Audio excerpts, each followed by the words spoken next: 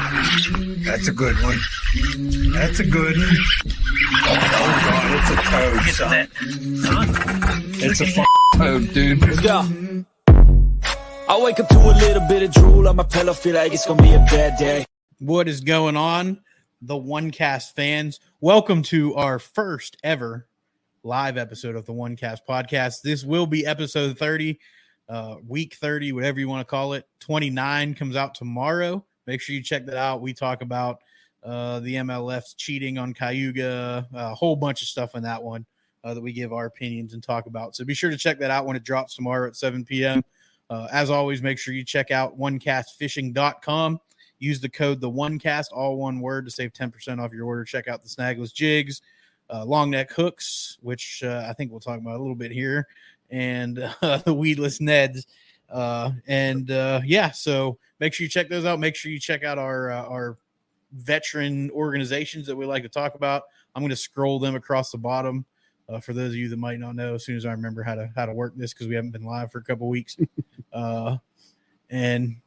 Episode 30 weeks we've been doing this. It's pretty crazy to think.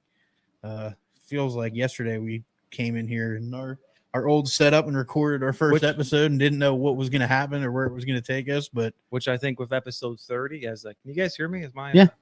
I can't hear myself. That may be the issue. You probably have to turn his volume up on his headset. Yeah. Okay. Well, no, I still can't hear. But anyways, episode 30, kind of a round number to do our first live. So a bit of housekeeping. Obviously, you guys are watching it right now. We're going to try to screen share and pull up the new product showcase down at ICast 2023. We were down there last year. We're not down there this year. We got to work, and we got some other priorities to knock out. But we'll talk about that in a minute. And obviously, you're seeing this live now. It's live on YouTube. It'll be up there from now on. We'll just post the audio version next Thursday. So So anybody that's just listening, you're going to hear us talking to some folks that are watching. You'll hear us say their names. We may answer some questions. If you are watching after the fact and you want to give us your question or opinion, go to YouTube to the video, go below on the audio, leave a comment, join our Facebook group, search the OneCast community on Facebook. You can jump in there and make a post, and we can talk about all this stuff. But like Ben said, we're going to pull up the new product showcase. We'll scroll through the stuff that isn't necessarily relevant. I did filter out a bunch of like the clothes and other stuff because they're clothes. We don't need to spend a bunch of time talking about those. But there's going to be some saltwater and things like that we're not going to spend a bunch of time on. Not that we don't like saltwater fishing, just we don't know enough about it to really. It's not our expertise. Yeah, it's not something that I'm any of us, maybe Trey. Before we get started here, I know we've all been looking at the new product showcase. We've been watching the videos. Trey, what are your initial impressions, what you're seeing out of ICast this year? You know, going down there last year and kind of getting absolutely getting firsthand experience about ICast and how it was ran. I was really impressed. It was an overwhelming experience to see like all the vendors and the different businesses and stuff down there. And again, I'm just getting into the industry. So it was really cool and exciting. But when I compare last year to this year, when you start looking at the baits, when you start looking at the electronics, some of the hardware, stuff like that, for me, it doesn't stimulate me like last year stimulated me. It's not as exciting. I think we get extremely wrapped around like new products and new electronics and stuff, and it's all exciting. But for me, I'm just, I'm not super excited about it. But again, I may change my attitude if I was standing, in Orange, in the Orange County Convention Center right now. I was gonna say, there really wasn't anything last year that was groundbreaking or overly exciting that was released at ICast, but except the snagless jig. Yeah. But there's definitely a different feeling when you're there and you're around the buzz and you get to hear people talking good and bad about the things that are coming out. And if you ever have the opportunity to go with a company as a representative or something, it's definitely something to do, to check out and experience. It is not open to the general public, so it's not something you can just go to. It really is for the industry, for tackle shops and buyers and sellers and dealers. And then the media has an opportunity, which is how we would have gone this year. I can promise you we will be there next year, at least some contingency of us, if not all of us. We will be at ICast next year with the podcast. I've had, I don't know how many messages of people wanting to meet with us this week down there, and we're not there to do that. I didn't know there was going to be demand to meet with us, but we've had several folks reach out. So we'll be back next year. You can guarantee that we'll bring you live content from down there. I'm sure we'll set up and do a live from the room and all that stuff. So yeah, Airbnb, whatever we have. But make no mistake, like going down there as a vendor, going down there as media, probably media, not so much, but especially as a vendor, it's exhausting. You know, like that's where a lot of those professional deals are done between businesses and people that are going to carry the product of whatever business they're negotiating with. There's a lot. It's business. Of course, relationships are 100% the most important thing. And then the after hour events that different companies hold, you know, whether or not it's a social or a party of some sort, like those are really cool. But when you're in the booth, like you're working your butt off. Yeah. You know, but it's not just tackle and it's not just electronics and stuff. There's a variety of people that go down there, from biologists to media to the United States Postal Service went down there last year. So it's not just all about fishing. It's a lot about the outdoor space, but you know, looking at it this year, it's just, we're in a different position. So it's not as exciting. All right. Well, I think we're about almost 7 minutes in now. So let's go ahead and, Pete, if you want to bring up the new product showcase here. Yep. We'll do a little screen share. So hopefully if you guys want to give us a thumbs up to make sure when we get this up here, you can see the new products. But we're pulling this directly off the ICast website. So you have all probably seen from either Bassmaster or Wired to Fish, there have been new products, articles released. There are hundreds, if not thousands more than what's listed on those websites. And there's a reasons for that at all. But if you go to the actual ICast website or you download their app, ICast 2023, you can see all the various new products. And you can see on the screen here, we just filter them for what we kind of want to talk about and care about. So we have 484 results. Exactly. We're not going to go through all of them, but we got rod and reels, tackle management, you know, obviously your terminal tackle, your soft and hard baits, rod and reels, electronics, that sort of stuff. So we're going to kind of ignore the coolers and the wear, right? The apparel, the fits and all that. So, so let's roll through. Can you still see comments when you're? I can see some of them. Yeah, I can't see them all, but we'll. I'll back out every once in a while and check on comments because we're looking in full screen so we can see it with you because our monitor is one small monitor and one large. So we're looking at a large monitor with you guys. If you leave a comment and we don't jump right on it, give me a minute because I'll go back to the small screen where I can see your comments and just make sure we keep up. But we're going to scroll down, and when something we think we want to talk about, we'll just talk about it. Some of this stuff, like this bait, is something that kind of excites me. I don't know, maybe not everybody. I keep forgetting which monitor I'm on. I'm on this one. This Barbados is more of a saltwater, but I like glide baits and those types of things. So that's a little bit, you know, fish fast glide bait type deal. I do want to say something on the saltwater baits. You know, for those of us who are exclusively bass fishing, like if you've been bass fishing long enough, you know as well as I do that saltwater baits will work in freshwater situations. So don't be shy from the saltwater section in Walmart or online or wherever you go. Like saltwater baits tend to work in certain situations and something that's not traditionally thrown. So if you can find something different that works for you, it might be an opportunity for success. Yeah. There's mostly the only saltwater baits out there in freshwater or topwater baits just because I like some of them, but there's definitely applications where they work. And I know. I remember I'm getting there. This is one I want to talk about. This is Zoo Pop. This is American Bait Works. Bring up that full screen. This is a soft-bodied popper. So it's got your traditional popper shape, but it's got a frog hook, you know, dual frog hook, soft body like a frog. Ben was kind of like, I don't know. The reason I like this, and Trey can back me up because we've been doing a lot of frog fishing this year. Ben has a lot of experience frog fishing. So full-size frogs, I don't care what anybody says. If you're fishing a body of water that gets pressured and sees a lot of frogs, a full-size frog eventually is not as effective. So everybody is now throwing those little 2-inch and 2.5-inch, like the Pad Crasher Juniors. There's some other brands, smaller profile, but you still have a wider frog profile. This now gives me the opportunity to throw. For instance, the last time Trey and I had a really good frog bite, they were eating bluegill. Like most of the fish we caught when we got them to the boat had bluegill fins sticking out of their gullets. They were just the bluegill were in there doing their thing, popping in the pads, and they were feeding on them. This gives you more of that bait fish profile. It's going to be more slender, and it's just going to be a more compact. So it's a different look from the normal frogs that everybody's throwing. Does it have the weight on it?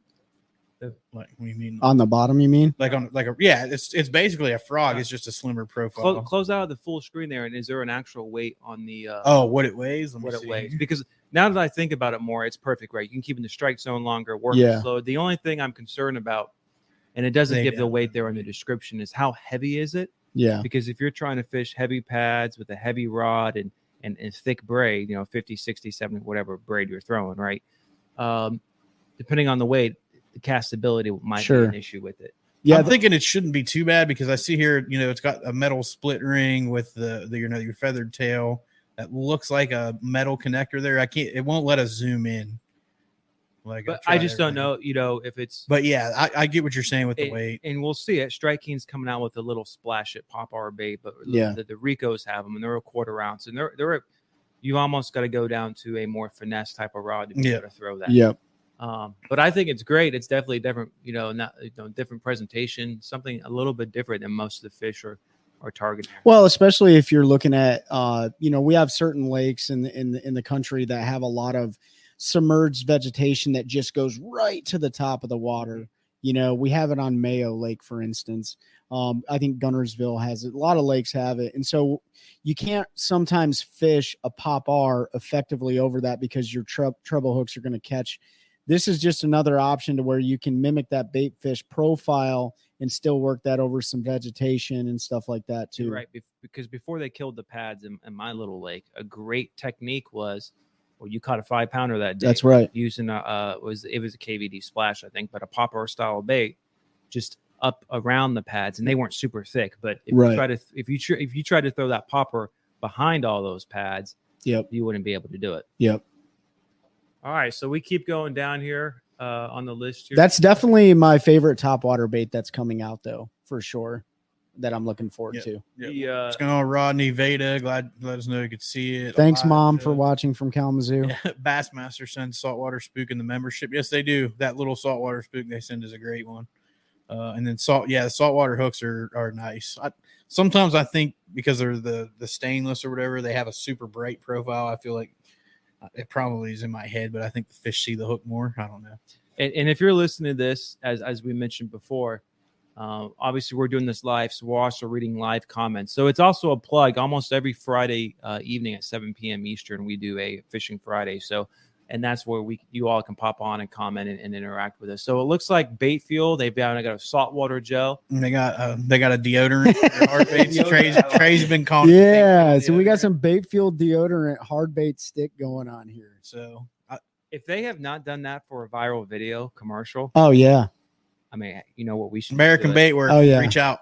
Yeah. I got a perfect video in my head for that. If you're one of those that really believes in scents, whether or not you're, the thump gels, the bait fuels, the, garlic smells, stuff like that. JJ's Magic. Yep. All that stuff. This is something that, I put liquid bait fuel on some of my hard baits, but I'm just not convinced that it stays on there, so this may be an opportunity for it to, with the original to maybe help bait fuel. I'm interested to try it in some of those hollow body plastics that's right about to come out to see how much longer it stays. Yeah. For Efficiency's got some new combos. They did come out with a little bit more expensive spinning reel. Proficiency, known for their crazy colors and all that. If that's your thing, cool. Not really my style. Steve Loper, when you watch this, that'll go good with your boat, bud. Like, you should definitely rock that so you have a spinning rod in your boat. Steve's going to have to listen to this because he's fishing a Wildcat tournament right now. Yeah. That flipping bait there, the Perfection Lures Deli's flipping bait, it looks like it's got a keel on the back end. It does. Kind of, doesn't it? So that's probably got a lot of kick, which, I mean, warm water is great. I don't know about cold water flipping bait. I usually don't want that much action, but that's going to have a ton of action. It's going to be a really nice trailer. And a good flipping bait on its own. When I'm flipping, I like more subtle stuff. I don't know about you guys, but I'm not real big into like a big heavy kick when I'm flipping. It just seems like I get more bites out of the more subtle movement, like like a D-bomb or something along those lines. I mean, when you look at flipping like around gum trees, cypress trees, flipping pad edges or whatever, or lay downs. I mean, I think a lot of times, like if you get it right in front of the fish's face, like it's a reaction strike, where I think a lot of the action matters is when you talk about dragging a big Carolina rig, or you putting you're dragging a football head jig on the bottom of the water or something like that. Like, or you want to dead stick. Or you want to dead stick it. Current. Yeah. Yeah. But I mean, we crush them all the time just on stick baits. Yeah. I'm buying this Multi-View Revolution, their little camera. Yeah. So Pete's definitely I'm saving up for the underwater drone. Yeah. Ben wants the underwater drone. David, if you spike it, works great on Sinkos. Smell stays for a while. Yep. Spike it. If you want a little color and flavor, that's the way to go. Let's see. Okay, These are saltwater hooks. I did put terminal tackle because there was a couple things that I wanted to talk about. I don't know why that's considered a non-motorized boat accessory, but if you need a hammock, Boat is coming out with a water hammock. So that, if that's your thing, more rod sleeves. Everybody has them now. We've talked about this bait pot before. I think, is it called bait? Yeah, I think that's the one that Scott Martin promos in a lot of his videos. And listen, you're seeing a lot of forward-facing sonar related gels and stuff come out. Tungsten weights and gels and stuff like that. And there is a piece of terminal tackle that I'm really excited about coming on later on. But the forward-facing sonar game, man, like it's strong, and people are trying to figure out a way to maximize that image. Yeah. Yep. Adds the spray fish track to air dry. Yep. I think you got that right. That was a different one, but yeah, if you put the spray fish attractants on and let it dry out before you fish them, it'll last longer. Absolutely. All right, let's keep going down here. So the bait pot. Yeah, hold on. I gotta get my mouse on the right screen again. Some different weights. Not really anything excited there. I do really like these. I'm a Daiwa guy. I'm on their VIP program. I really like these baits reels. They're all aluminum CNC, super quality reels. They are expensive. But mostly made right here. There, 5 ounces. Yeah. Oh, they're heavy because they're. That's light. I mean, yeah, you're right. It's like the new compared trucks. to some of the stuff They're I'm just using, but super light. it's all aluminum. There's not much plastic. It's all machined. They're made here in the U.S. if I remember correctly. They're just solid. If you pick one up, it just feels like a solid. So if you're looking for a high quality reel, I'm always going to recommend Daiwa. But if you're looking for American made, something like that, definitely check out the baits. Trey and I looked at this too earlier. This Bass Reaper Mortal Creature. It's just a little. We said it looks like a cockroach. Yeah, like just the main body, like the torso. It's got that torso and the head. I was thinking. I can't zoom in, so I don't really know what's going on with its flippers there. Like it's an interesting looking bait. It's a little bit different than every other creature bait, right? And everybody complains how baits are always the same. It's a copy of somebody else's bait. This one definitely looks to be a little bit different. I need to see it in person for sure, but it looks to be a little bit different than what we see normally with a creature bait. So if you like fishing creature baits, that might be a bait worth checking out. That's coming from Bass Reaper. Yeah, and let's talk about the new product showcase real quick, just as we scroll down. A lot of these companies will enter their products into the new product showcase, and I think it's day 3 of ICast. There's a voting system on who's going to have. It's tonight. It's the first. Is it the first night? Yeah, they'll announce it tonight. Okay, I can't remember when it is, but at some point in ICast, with the new product showcase in all the different categories, there's a voting system. They vote on what wins, right? And there's an award and stuff that is at the end. So it's kind of a big deal.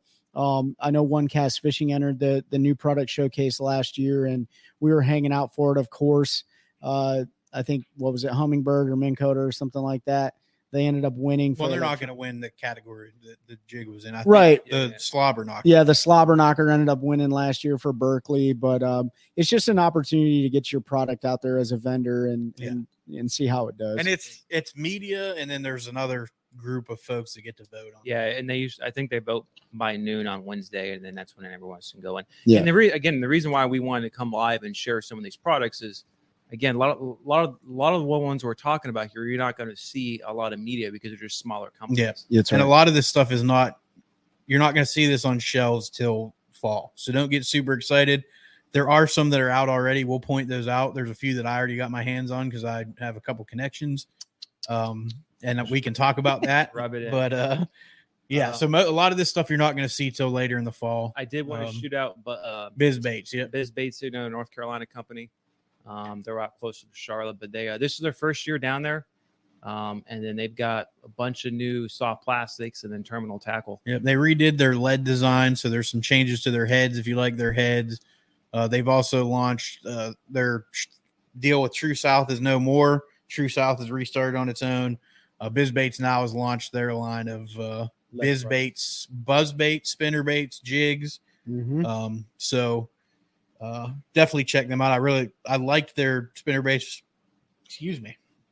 When they were with True South, they were well made, high quality. I assume they'll be the same. Yeah. Probably get some more from them. So definitely check them out. A good, like you said, a good local. Their soft plastics sell themselves too. I don't use many but their Dizzy Diamonds, and it's tough to beat. The other Z Bait's another good one for a floating tail for your shaky head and stuff. But the Dizzy Diamond is a tough one to beat. Yeah. Stands up really well. Tail floats, just all together good. So check out Biz Baits if you've never heard of them. It seems like every professional angler with who they're partnered with released their own signature jig this year. Like 3,000 signature series jig. One jig company we saw had 4 different flipping jigs by 4 different anglers. Yeah. It was like the Brian New flipping jig, the James Williams flipping jig. It was wild. Yeah. If you want to heat your water up really fast in your live wells, buy a live well lid viewport, throw it on there so the sun can beat on it all day. I will say, I did watch a video. I won't name the name, but this person is running the live well lid viewport on their full screen on their boat. It's a video. There's a video. And that was the number one question. Hey everyone, I'm Captain Luke Taylor, and I'm here to show you one of the most innovative products that's hit the bass fishing world in the past decade. That's a live well lid viewport. What this product does is allows me to look back and see that my live well pumps are running and my fish aren't going belly up, all from the front deck of my bass boat. This means more time fishing, more hook sets, and more tournaments won, and less time checking on my bass. The new patent-pending viewport has a special coating designed to reduce condensation and fogging of the window, and uses specially formulated acrylic designed to block up to 50% of heat-causing radiation from the sun, and has air vents to help remove harmful metabolic gases. The viewport can be mounted in an existing lid, making it a great retrofit project for existing boats, or integrated as a standard upgrade part for OEM boat production. Teak Isle's new live well viewport can be the difference between placing or not in a tournament by allowing. Look, I mean, that's interesting. At least for my boat, I can hear my pumps running. Yeah. I mean, whenever I sit down to make a run, I just open up my live well lid and go, yep, they're still living. So I get it. Yeah. I mean, like, understandably, I mean, the concept is great. We talked about it a couple weeks ago, but you really need to know how to fizz your fish. You won't have to open your live wells or constantly check your live wells all the time. Like, if you know how to properly fizz your fish so they don't go belly up. And listen, you still have to fizz your fish sometimes out of 6 inches of water, especially when they're extremely stressed out. Yep. I understand the concept. If it works, it works. Good for them. Somebody called me the important man. Oh, David Veda. How does the bait pop with the spunk? How's the bait pop work? I've never used it. Just curious if you actually notice a difference or not. And if Pete was that important, he would know. Yeah, I'm definitely not that important. I paid for the baits that I have, and I was just lucky and found a retailer that got them early. But I make it sound cool by Walmart. It wasn't Walmart. All right, let's keep scrolling. I actually am really excited about these Booger Man buzz baits. Weird name. Yeah, they look pretty good. Come on. I really like that. Is going to thump the head. You're going to have a lot of click there. Super compact. Yeah, it's a nice compact bait. They do make one that's a little bit longer, but that's going to be a killer bait. I'm going to have a 50 of them jokers probably. He's going to have 50 of them and never throw one. And then they have a bigger half-ounce one, but I'm more of a 3/8 for that. But yeah, check them out. That's a smaller company I've never heard of. Booger Man Bait Company. Looks like they're making a run at getting their baits out there to everybody. So if you like compact little buzz baits, man, that's going to be a good one. 911 Custom Lures, who's another North Carolina company, makes a really nice compact buzz bait also. check them out as well if that's your thing, compact buzz baits. I'm going to talk about rods. John Cruz, the big bait rod. I have one. I've had one since they were released. Great rod. If you're looking for a rod that you can do a ton of stuff with as far as big baits, I mean, you can see their A rigs. If you're throwing mag drafts, that's a 1 ounce spinner bait. That's an actual KGB shad. I know because it's mine. But if the new resin one that Spro and KGB came out with, this is a touchy subject for me, and I'll go into it real quick. They needed to borrow this bait to take the pictures because John was fishing a tournament, so he couldn't send any of his. So I had to ship it to New York, and it was the most nerve-wracking about a week of my life, because if anybody knows, they're super hard bait to get. I was very lucky, and a good friend, Byron, who was on the show, big bait guy, had one he was letting go, and he hooked me up with a good deal on it. And but it throws that and the Spro one great. So if you're looking at getting into throwing, I'm not going to say big glides because that's not really a big glide. It's only like 1.5 ounces. If you're looking for a rod to throw A rigs, big cranks, that's the like 25-foot diamond crank that's like 3 inches long. Mm-hmm. The body's like 3 inches plus the bill's like 2.5. Didn't you? I can't think who makes what size. Was this the rod that you caught your first glide bait fish on the other day? No, I wasn't throwing. Okay. That was a regular swim bait rod. I have that rigged up with braid right now because I've been throwing big softs down at the river some, and that's what I've been using it for. So it's got like 50-pound braid on it. And Cashin's also coming out, and you might be able to explain this better, Pete, but they're BFF saltwater rods. Yep, we're going to talk about them next. So if you're looking for a big bait rod, highly recommend that John Cruz big bait rod. They do have swim bait rods that'll do the same stuff, but this one's way more versatile across a wider range of different baits. It might not pull up the saltwater because I didn't pull it, but yeah. So the other ones that Cashin, as you know, most of us here in the room are throwing Cashin. Our friends throw Cashin. Great rods, American made. If you're a saltwater guy and that's your thing, they came out with two, saltwater BFS. They're called saltwater finesse. So the new wave, Z-Man came out with a bunch of baits and stuff, is like Ned rigging in saltwater, light heads, smaller swim baits, basically like our BFS applications in freshwater. Take that over to salt. So they're a little bit heavier than the freshwater BFS stuff, but they have a spinning and a casting. So the casting's like your salt BFS, kind of like the BFS rods they released. And then the salt finesse Ned rig rod called the Salty Ned is the spinning rod. And I'm probably going to pick one up and use it in freshwater for some stuff because I really like the action on that rod. Yeah. And again, you're not hamstrung to just fishing with saltwater. Like, are we saying saltwater fish are even getting pressure now? Absolutely. They absolutely are. Everything's getting pressure now. It's another jig. There's 300 kajillion of them on this list. If you're not using OneCast jigs for whatever reason, there's a bunch you can check out. Daiwa. I'm a Daiwa guy. They redid the Tatula 100 for this year. They made some changes to the body. They brought in their lighter spool. Things should cast 10 miles, still using the T-wing. So I think the T-wing is probably the best casting reel system on the market, just because of the way the line will come off that spool and everything. So if you're looking to get into that, $180. Yeah, it's reasonably priced too. And that 100 size, like high quality reel, I don't think you can beat that.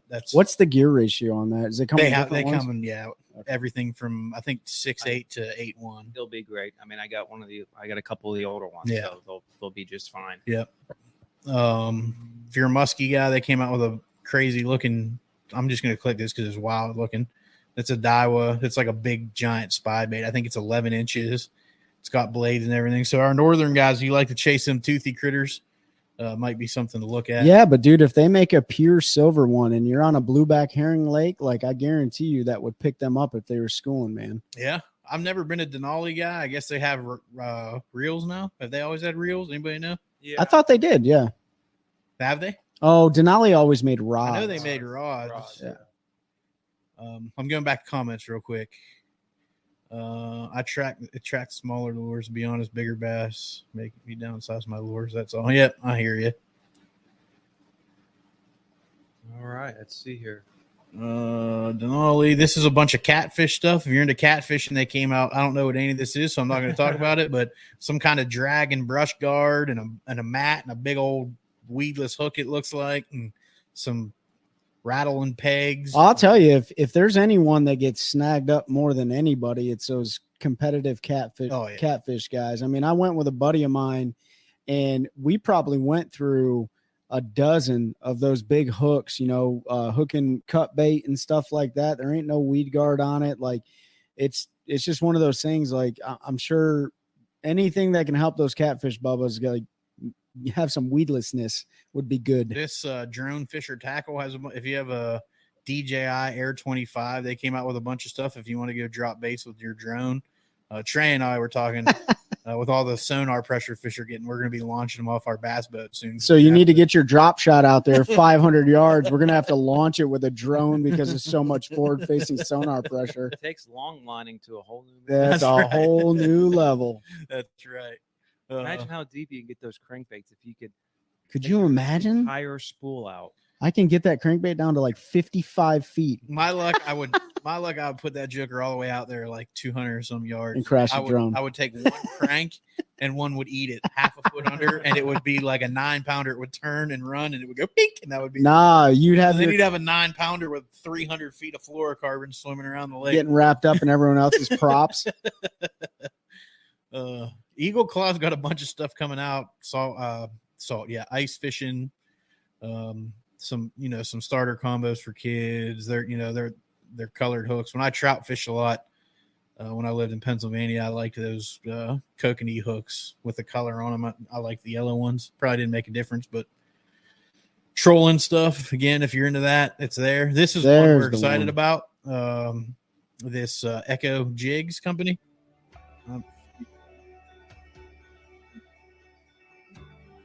I'm just trying to see where the picture of what they have, so it's blown up for y'all. But they've created a jig, so we'll go through this. They have some pictures of all of them, and what they did. It doesn't. I know some people have been testing this, so I trust people that I trust.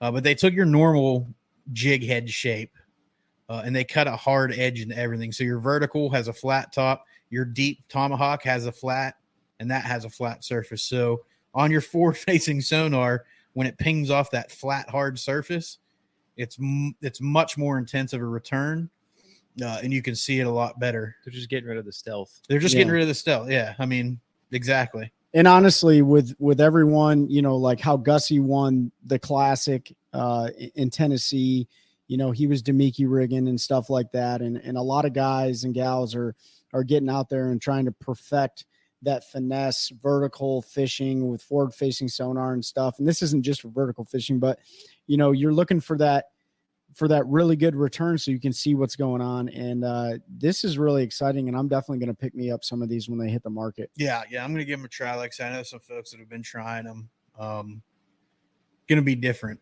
Even as an interchangeable, so they call this was swim interesting. Jig. Oh wait, I'm on the wrong screen. It's not. There's no skirt. But apparently you can change the weight and stuff. If you're I don't know what application, this is probably a walleye deal would be my guess. If you're banging around rocks and stuff to try to protect the hook point a little bit, but something a little bit different. I don't know how the weight changes or anything. A lot like OneCast weedless swim jig that's skirted. They don't have a skirt. They have a round ball head. So just something else different. I like different because there's not a lot of change in the industry anymore, a lot of innovation. If you need a jig, you can go to Epic Baits. You can get your Scott Suggs casting jig, your Wesley Strader casting jig. I don't know what the difference between the two is. They're both casting jigs. This is what Trey and I were talking about, like a bunch of different. I'm not a fan of this shaky head design at all. Like, the hook's rusted already. I mean, let's be honest. That's a terrible image. Outside of that, they didn't clean up the head. Look at the screw out there. Yeah. And so let's talk about this for a minute. Like this, if you're a first timer going to ICast and you're trying to market a product and find a niche in the industry, I would have your shot group as tight as you could.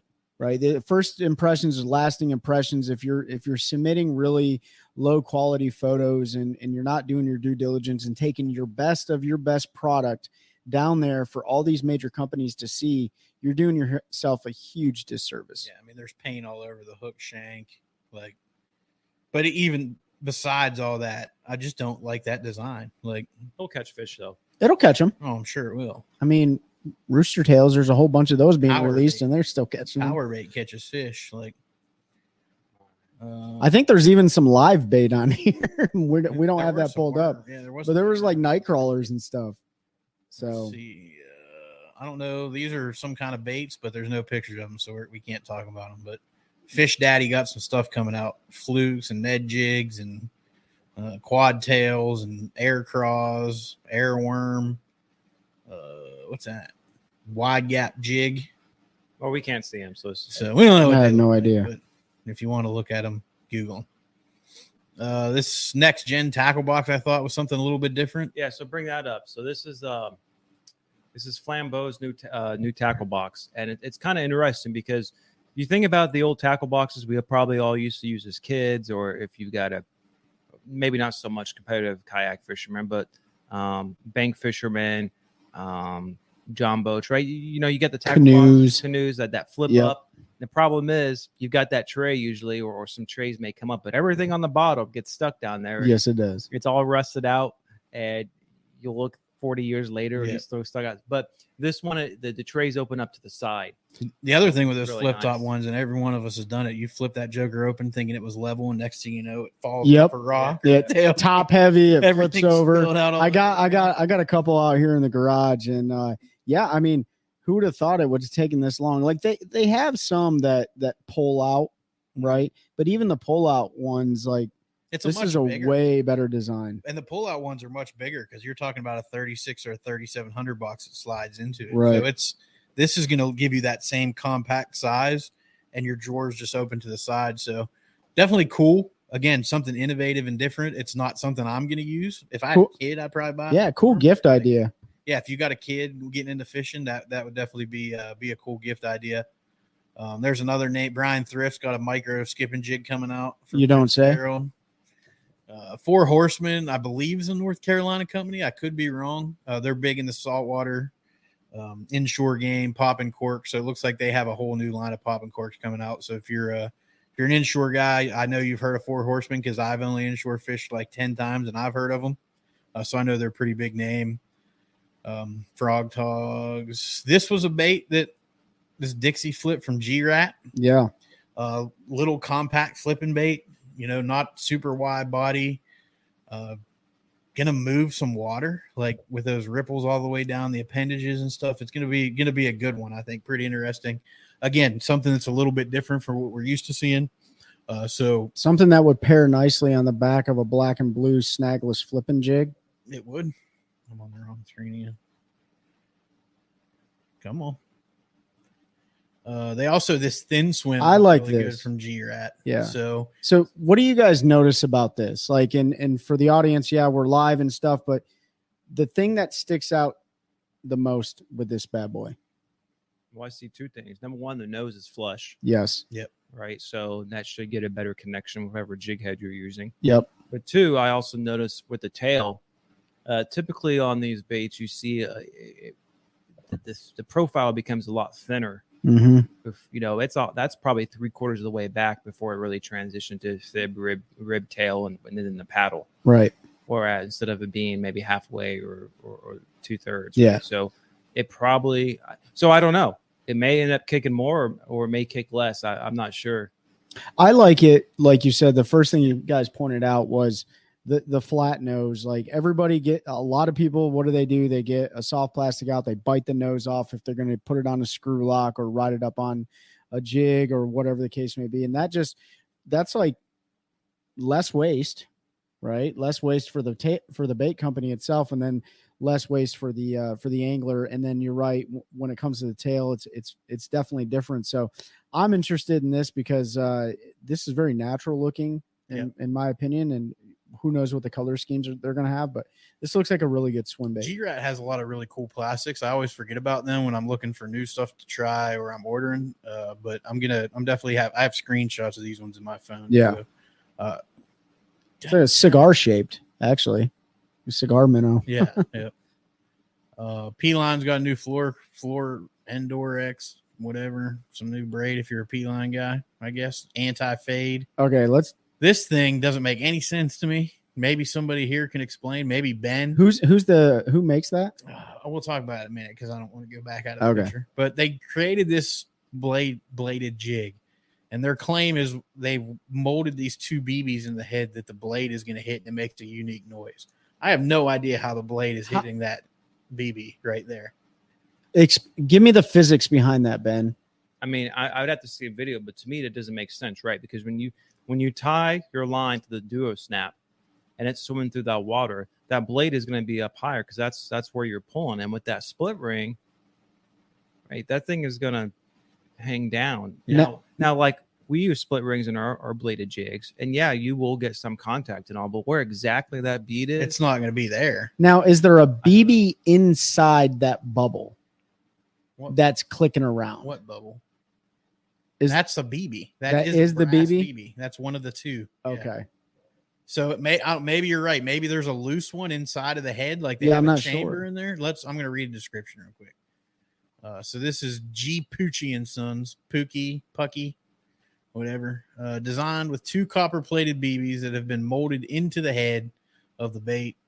First gen fishing copperhead bladed jig is the loudest vibrating jig on the market. When the copperhead blade rocks from side to side, it strikes the BBs, emitting a loud and high-pitched rattling sound.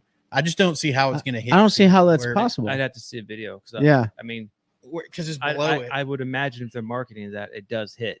I hope so. So, right? And I would imagine that metal on metal contact will make a different sound. Sure. Yeah. Right? So, that same company, G. Poochie's coming out with these two, and the extrovert and the introvert double clacker buzz baits. One's a metal buzz bait, one's a plastic bladed, dual blade with clackers. I'm not a dual blade buzz bait guy. I know a lot of folks throw them, catch a lot of fish on them. It's not something that I've spent time throwing. Maybe I should. I don't know. Comment below if you think we should start trying these. Pete will have 25 of them in his boat. No, but hey, so I've noticed. I think we're not even halfway through this yet. And we're 45 minutes in. Yeah, we're rolling. So I know there's several we want to actually talk about. Double bladed. If you're into it, check them out. I'm going to roll through these stuff pretty quick. More catfish stuff. A lot of hooks. The Force Kraken. So there's some updates to the Garmin Force trolling motor. Yeah, the big thing this year is the trolling motor wars. Right? It is. Yeah. You got the Garmin Kraken. You got the Power Pole Move, and then you've got the Quest lineup from Minn Kota. So they're all going brushless. They're all getting more expensive. That's the trend right now. That's right. Yep. Yep. So there's a bunch of wireless integration stuff now with the Kraken from Garmin. So if you're a Garmin trolling motor graph guy, check them out. Looks familiar. G Crack Baits has had these bellows shad for a while. They came out with a smaller 3.8 and a swimmer now that has a swimming tail on it. We talked about this a little bit earlier. I'm not going to waste a bunch of time on it because I don't know enough about it, but a couple of Japanese anglers have been fishing these in the elites and catching some fish on them. Apparently it looks like a bug that's trapped underwater with those little silicone legs moving around and stuff. I mean, like 50% of the baits we throw, I don't even know what they mimic, but they get bit. So I'm sure it's going to be just fine. I'm sure. Yeah. More Yamatanuki lookalikes. Yeah. And rods and reels. And as we scroll through this, a lot of people will be like, oh, that's a knockoff of this. That's a knockoff of this. I mean, almost everything that we see, there was an original design and everyone went off from that design, and that's why it is hard to find like a lot of uniqueness and original baits anymore. Well, so it's like the problem is right, the knockoffs, right? Because when you start trying to patent something, it has to be so unique. Yep. And 90% of the stuff we see every single year is a slightly different version, creature bait, slightly different design, slightly different. And even if there is a patent, I mean, look at Z-Man with the chatterbait, right? They're the only ones that can sell the direct connect with the blade. Well, except Strike King because they did the licensing deal. Berkeley too. And Berkeley, right? Yeah. Even though it's slightly different, but like a split ring, the court said that's okay to make it different, right? That's enough of a difference. So that's just the way the industry is. If something works and makes the company money, another company is going to that's right. attempt to. So then there's a couple other ones here that we really thought was interesting. The Jawboom Bait Company. This is their, what are they calling this? The beaver The balls. beaver balls. Yeah, this again, I'm always looking to see what's a great profile to put on the snagless jig, and this one is certainly one right here. Super thin, super streamlined. Actually, depending on the overall length, that'd be great for a long neck hook too. Yeah. Mhm. Just drag it along the bottom on even a Carolina rig or Let's see something. if it says 4.4 inches. So Yeah, the 4/0 it will be off or close to where those tails split. yeah, But you can still, you're getting so much action on those tails anyway. You're not Yeah. getting a lot of action anyway from the meat of that. Jawtex come out with a kind of thin profiled craw flipping bait. Yeah, that's the snatch. I saw a video of TikTok with it. It does. It's like an inch wide. Mhm. So it is a very wide. It would be great for skipping, great for flipping. And I think this is Jawtech's first creature. Beaver style bait too. Yeah. Yep. I wonder where these names come up. Like, you're just sitting around like drinking a cold beverage, and you're like, what? Let's call that one the Snatch, and this one called Beaver Balls. You know what I mean? I don't know. Interesting. So the only new trolling motor that's actually new, other than Power Pole, is Minn Kota has the Instinct now, which is a saltwater big boat. I think it comes with up to 100-inch shaft. So for your big offshore, nearshore boats, those kind of things, they have the Minn Kota Instinct. Humminbird has a new 5-port switch. Nothing crazy there. Catch King, it's not in here, but they got a pair of glasses that you can get real speeds or something out of. I don't know. I'm not going to waste a bunch of time on it until I know more about it. I'm sure we'll talk about it because if you remember when we had Corbishley in here, we talked about AR glasses and forward-facing sonar and stuff. Yeah. So this might be the first step to that. Now you're getting real data. Lumar, who I've never heard of, has a shallow water anchor coming out. Looks pretty similar to something else. Looks like all the other shallow water anchors that literally all look identical except for the Talon. Any hydraulic one looks the same. So it looks like all the other ones. So maybe something to check out. Same price pretty much as all the other ones. Don't know anything about Lumar.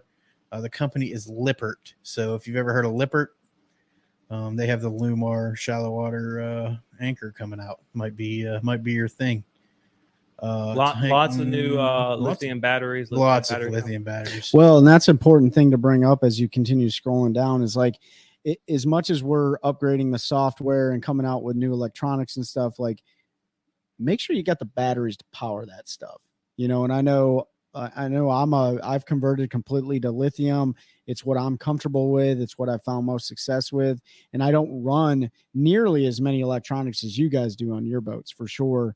But I'll tell you, like, there ain't nothing worse than getting a nice new gizmo and you don't have the power to you don't need you don't need lithiums to run the new electronics by any. No, you don't spend that money. You can. I don't run 99% of my boat off lithiums. The only thing I run is my trolling motor, my forward facing. Everything else is off of AGM batteries, just because I know too many guys that do this for a living that have had too many issues with lithium batteries as starting in-house batteries. So I won't do it personally. Yep. But that's just me. Rely on. So this is a lower ants company making their lithium batteries. They have the new HDS Pro, which is really the only new graph coming out. And then the Active Target 2, which improved clarity and distance, all that. That is what I have on my boat this year because I tinker constantly. So I've had Garmin, I've had Mega Live, and now I have the Active Target 2 on my boat for this year. Mm-hmm. A little compact popping frog from Lunker Hunt. We were talking about the compact frogs being the new thing. So they came out. They have Lunker Hunt has a giant mouth on their popping stuff. Probably be a good little bait. My biggest issue with the Lunker Hunt stuff that I've used in the past is the plastic is kind of junk and they don't last. So I've never caught anything on anything Lunker Hunt. I mean, on a frog. I have stuff, but you get that Boshi blade crankbait. I'm gonna click on it real quick. That's interesting. I don't know how I feel about that. A lot of guys add blades to their crankbaits to the front hook. Yeah, like that's not that uncommon in fishing. It is interesting. They added a different hook point behind the primary hook. It's going to hit that hook probably and make some clacking sounds. I don't know. It's intriguing. It is something a little bit different. It's something I haven't seen before. Yeah, need to see more on it. But yeah, Trey, that was a good catch because I missed it earlier. That's an interesting one. There's 700 different Neds coming out. The snagless Neds are still the best Ned heads if you're going to throw a Ned rig. Alternative now to the Yamatanuki, which the Yamatanuki is nothing new. That bait design has been getting thrown in Japan for years. John Cruz developed this, which is, he's calling it the Bomba. That's a video. I'm not going to watch the video, John. Sorry. Love you. Bye. It's a little bit thinner profile. So he's been fishing with a straight shank worm hook because it's not as thick a plastic. Still has that same fall, kind of like the Yamatanuki, around the same weight. Made here in the U.S. if that's what's important to you. I like missile and everything, so I will definitely be picking some of these up. It looks like a cocoon. Yeah, it just look. If you look at it, it literally looks like a craw without the claws, and that was what we were going for. So, Muscle Ant from Mollix, I like their little compact spinner baits. They do a really good job of making compact spinner baits. Mollix does. Iaconelli likes those compact. He has a lot to do with some of their design, and that's one of the things he's worked on. So I'll check them out. Need to see the weight. They don't have any of that listed. So it'll be interesting to see there. Mollix has a soft lipless, which is something we've seen more of this year. There's another one that I like way better than this one that we're going to talk about, but that's a soft bait, lipless crankbait. Keep going. Here's the long neck hook from Mollix. US, and also the long neck skirted hook. So if you're looking for a long neck hook, use OneCast Fishing's long neck hook. Support veteran imitation, I guess, is the best one. But their neck is not quite long enough on that. A little bit more affordable, inflatable. Mustang Survival is the best in the business. I don't know what's different about this one. It says it's lightweight, convertible. So if you're looking for some safety gear, check out Mustang. This is one Ben was excited about. I don't know how I feel about this big giant lip. It is. I do want to try this. So it is a 2 3/4 inch crankbait plug that only weighs 3/4 of an ounce. So it's not right. It's a smaller profile, very long lip because it dies like 14, 15 foot. So it's definitely a smaller profile to get some of those, deeper fish on a crankbait. So I want to try it just because it's a little bit different. The Chippewa. Go ahead, Trey. No, I was just going to say anything you can do to get a crankbait deeper without adding, lead dots and messing with your line too much. Like, it's always a plus for me. That big old giant bill on there ought to keep it away from snags and stuff. Now, you just better make sure you don't hit that off anything because that thing's probably going to break. You're going to hit some stuff. Hey, look, another lithium battery. If you want to fish a big, giant, soft alligator bait, you have one now. Oh, wow. So that's a Florida bait right there. Yeah, we'll have to hit up old Mike and say, hey, throw the gator bait. Mike Johns will be punching with that. I'm excited to get my hands on one of these. I've seen some video on the Flutter. Chris Zaldane, he's got a bunch of big tournament fish caught on these. He's a lot crazier than I am because he'll flip it like under a dock and stuff, and I'm not going to do that because they're expensive. But he designed this bait. It's supposed to be nasty, so I'll be getting some of those because we get a fairly decent. There it is. There's the soft. So I'm excited about this soft lipless bait. Yeah, Ben pointed it out. This is what the Vertrix. Mm-hmm. Yeah. It is a lipless crankbait that's soft body. So Nomad Design. So it's made by Nomad Design Tackle. It is a soft body lipless crankbait that's got a split tail at the end. So probably very similar. You work it very similar to a rattle trap, ripping it through a yo-yo, through grass, in the springtime, reeling it back. It's silent. I mean, I can imagine it's doing really well when you're ripping grass because it is such a different profile than a metal lipless crank. I think it's going to work good anytime yo-yo. Just that little fork tail, you're going to get some subtle movement out of. It's not big and loud and in their face. I think the biggest thing is how long is it going to last? When you start looking at anything hollow body, and I ruined multiple frogs on a trip before, but outside of tournament fishing, because we get so wrapped around tournaments, recreationally fishing, if you only fish once in a while, it'll probably be fine. But I'm curious to see how it'll stand up when you're fishing for, if I take it out on Harris right now and catch 15 fish on it, if it's going to hold up. I'd imagine it's about like the coal shads or something. I say that all the time, but if it catches fish, I don't care if it catches 2 and then it's just like we all say that, right? But if you're smashing them on them, it's like, well, that's what it is at that point. But I have a feeling it's probably fairly durable. They're not new to the soft body plug game. And this is their first freshwater, I think, version. Yeah. They've got saltwater versions of this too. So Well, the saltwater guys should know how to create things that hold up a little bit. Is this one soft too? No. No, This is this one has a self-tuning lie tie, whatever that means. More lithium batteries for anybody that's interested. The fish lung. I'm not going to click on this because it's a video and it doesn't really tell you anything. I don't know the science behind it. I don't know a lot about it. I know that I've talked to John Cruz, who's been using it, and he says it absolutely is the biggest innovation in fish care that he has seen since he started professionally fishing over 25 years ago. and what it is, fish lung, what they're claiming is you put this in your live well, and I don't understand you install it somehow, and it super saturates the water with small oxygen bubbles, which apparently allows the fish to take in that oxygen better. Yeah, they say it's usable oxygen. It creates more usable oxygen. So again, not knowing the science, but the only thing I can think of is somehow it creates more dissolved oxygen in the water. I wonder if it helps dissolve some of the gas buildup in there too. I don't know. I just know that hearing it from a guy like that and say it's the biggest thing he's seen in fish care, like I take that in pretty high regard. So Wait till one of these forward days to more. Do we have pressurized tanks? Oh yeah, like this top water frog. I saw this earlier. The like fact that the iCombo doesn't have it is a disappointment. Oh, that's true. Yeah. For the price, yeah. Way to go, Jacob. Fish Lab. This is just a little tail they've made for a trailer for like spinner baits and stuff. This is Akuma came out with this. You know what? I like that. Yeah, I like that. Instead of having to ruin a whole swim bait or whatever and cut it in half, like it's like here's the tail. I don't throw trailers on spinner baits because there's absolutely no reason to. That's not true. That is completely subjective. It's not true. You don't need a trailer. Completely subjective. Absolutely don't need a trailer. No, I mean, there's probably times where you do. I don't need a trailer, so I don't ever throw a trailer. Never come across 50-50. Never come across a situation where I felt like I needed a trailer. Yeah.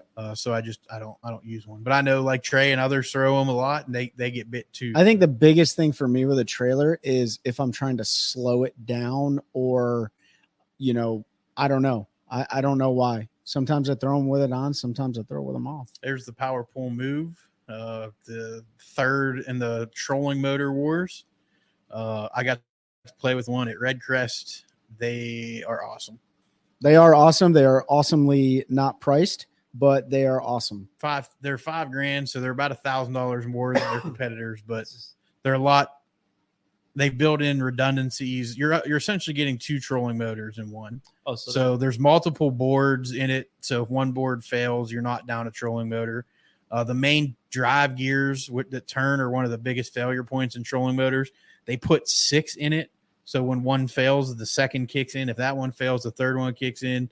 The big thing is power pull. So you don't have to take it to a service center to get it worked on. If you have an issue, you call power pull. They send the parts to your house. Apparently, it's super easy to fix and work on.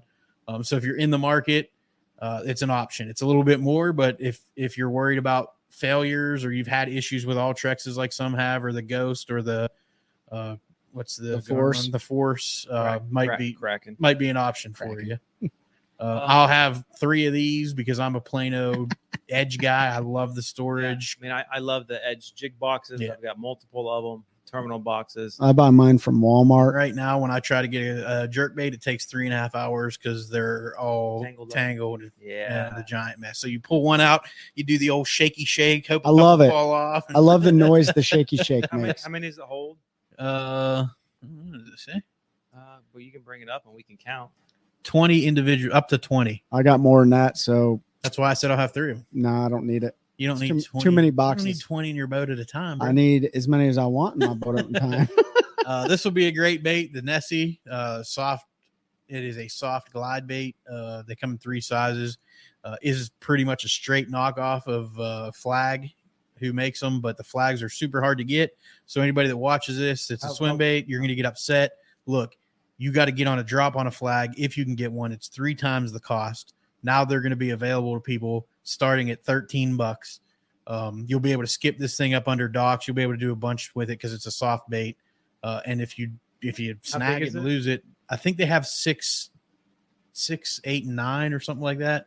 They're 6'9" and 11. I don't know. I haven't seen. There's 3 sizes that they're coming all out. $13.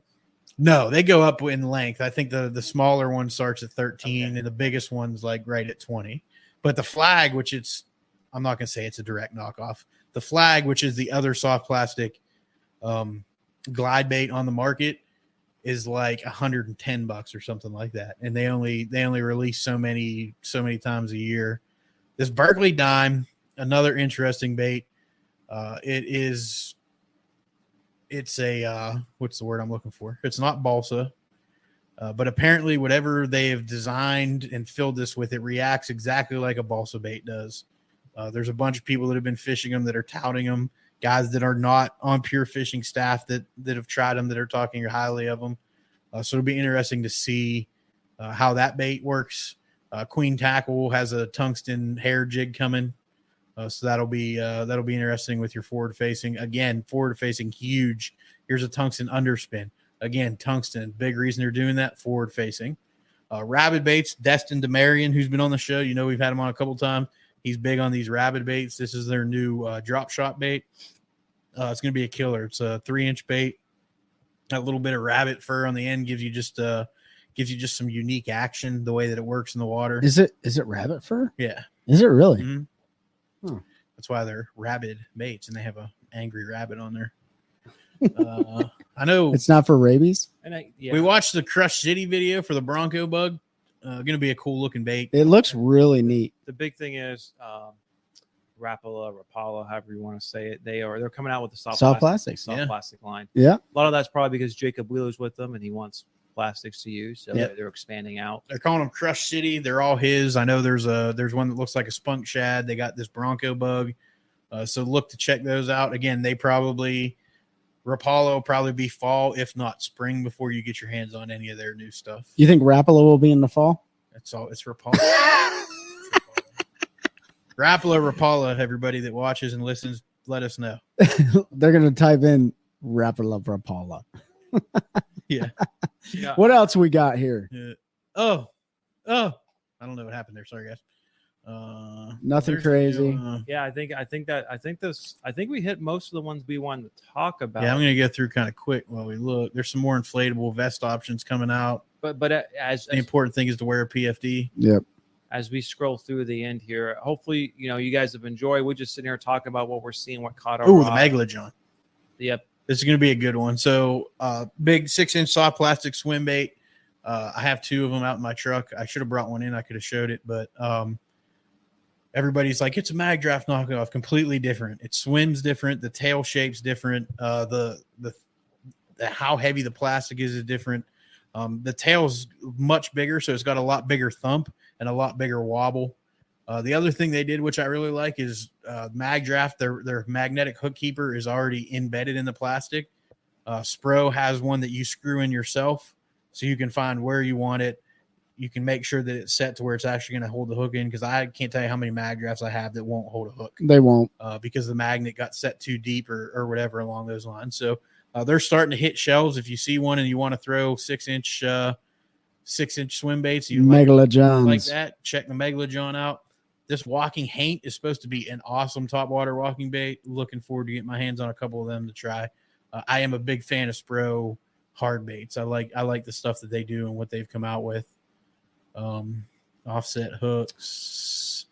Spro, again, another rod. If you're looking for a rod to throw big baits, that KGB rod is going to be a good one for throwing those kind of baits. More jigs. They're coming out with a craw nugget, which looks like the Bomba. Blueback herring lakes. People are absolutely going nuts about these. I know Brian New's thrown it a bunch and some other folks just because of the profile and length. I guess it looks really good in those blueback herring and kind of simulates them with the shape and everything. I don't know. I don't fish many blueback herring lakes, so any actually. So if you're a blueback herring guy, that might be one for you. It looks like they have 2 size. They start at $18, $19. So not too bad on the pocket for a big bait. A bunch of boat stuff like What's not on here that you probably need to get your hands on is a good lure retriever. So like when you're throwing these, massive crankbaits or these big glide baits or whatever, some guys can afford to do it and break them off in the bottom of the water. I try to take care of the lake as much as I can and not lose 20 to $50 a pop. You just need a 3-ounce weight. Yeah. And a clip. Yeah. So you can make your own or whatever, but yeah, probably important. Here's a bait I'm really excited about. The Strike King Gravel Dog. Oh yeah. Super innovative. Definitely not anything like the rock crawler. The Bitsy Splash will be a good one. A little a compact pop R style bait. Hey, listen, Strike King's done it right with their pop R baits. Yeah. They're good, right? Yeah, you're either throwing them or the what's the expensive one? The Ricos. Yeah, I usually throw the Ricos or the Splashes. Yeah. Yeah, they're tough to beat. Like I've got a bunch of the Ricos, the little small 1/4-ounce ones, which again, I think we talked about earlier, like you have to downsize your rod and reel for that. Yeah. Yeah. But as we're almost, if following along, we're almost to the bottom of the page here as we're pretty much went through all the new products here at ICast. We talked about the ones I think most exciting to us. And again, we're primarily focused on, bass fishing. And this is, as we're looking here, a bunch of jigs. Toad Thumper's coming out with a line of jigs now. These are all like. So if you haven't noticed, I am kind of excited about this. I noticed it right before we went live. So Vexen has this little war, sort of like a wiggle wart size crankbait. that looks like a frog. Well, yeah. I mean, that color looks like a frog, but I think that's going to be an interesting bait to check out for fishing those tight areas, trying to get a little bit tighter wobble bait in there and things like that. So that one might be cool. If you're looking for an underwater camera to tow a bait behind, they've come out with one that's only $160. So I actually, when I saw this, was like, that might be cool, but I don't want to lose $160 camera when I hook a fish and break it off. So $160 camera, that's less than some of these glide baits. Yeah. More jigs. The Yamatanuki, somebody had mentioned something, David. Yeah, it's a great bait. Catches fish. I've been throwing them both sizes. They've come out with the finesse one now that's like a 2.5 inch, and then they have the 4-inch or whatever the big one is. Just a different fall rate, just something different that gets bit, especially if you're fishing vertical structure like trees, docks, things like that. Because with a wacky rig, you get more of a left to right. You get a bit more of a wide fall. With that Yamatanuki, it rocks back and forth like a feather. Like if you put it along a tree, it's going to fall straight down that tree. Or with a wacky rig and some other presentations, you might get out of a little bit. So I've heard people talking about this itchy worm. It's another big worm. This is a Yamamoto coming out with, so we'll have to see what that looks like. I didn't think there was anything else for my northern guys. This Gobius is going to crush the smallmouth in the Great Lakes. They have a little bit different chatterbait coming out called the Evo. I don't know what's different about it. They discontinued. I saw a video on today. They discontinued the Elite. Oh, really? Now they got the Evo for the Evolution. So okay, they made this injector where you can inject rattles into stuff now. This rod, I don't know how I feel about it.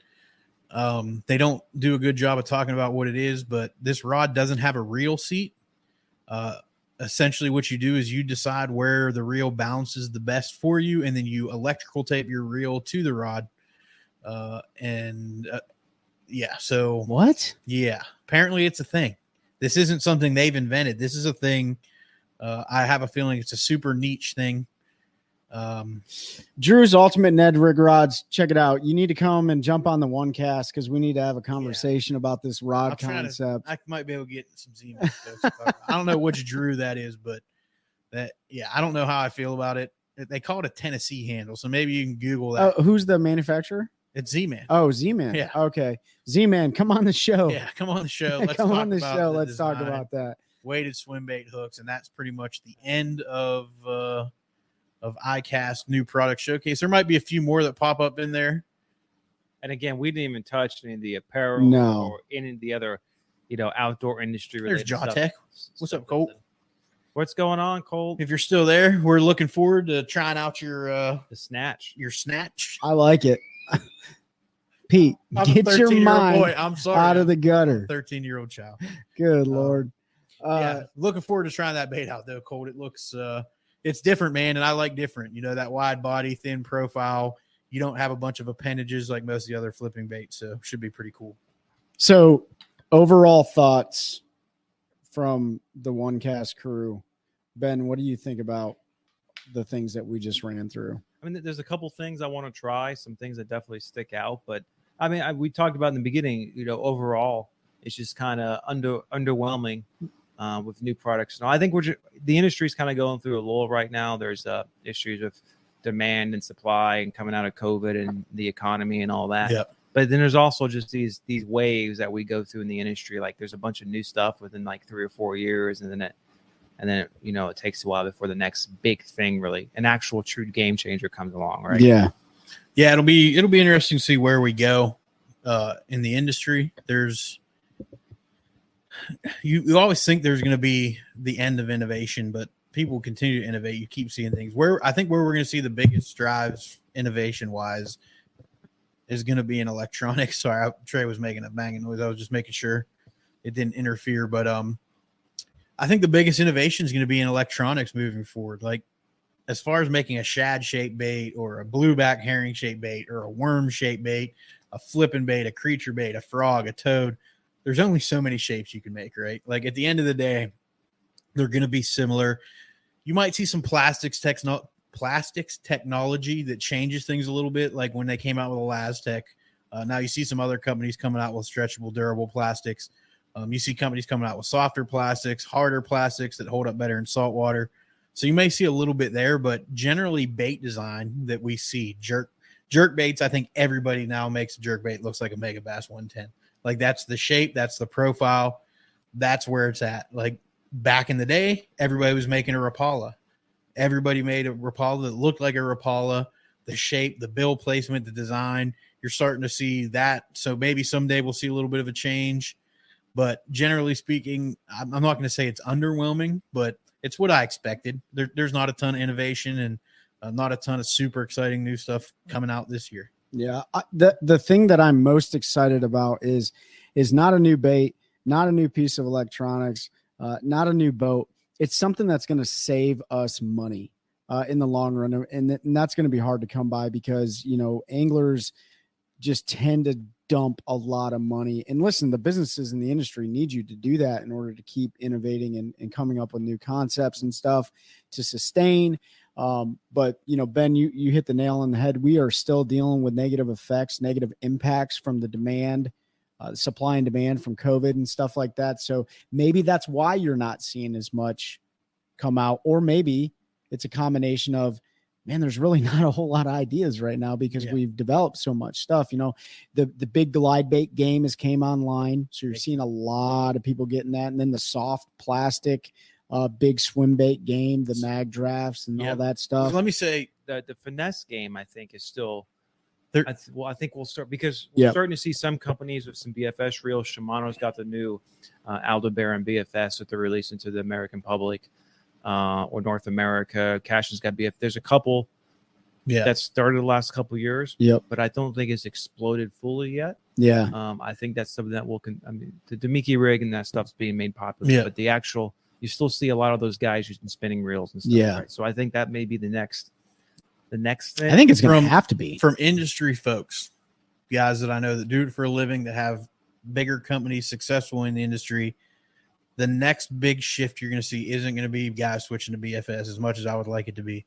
The next big thing is going to be oversized baits. Big baits. 1 ounce, 2 ounce, ounce and a half spinner baits.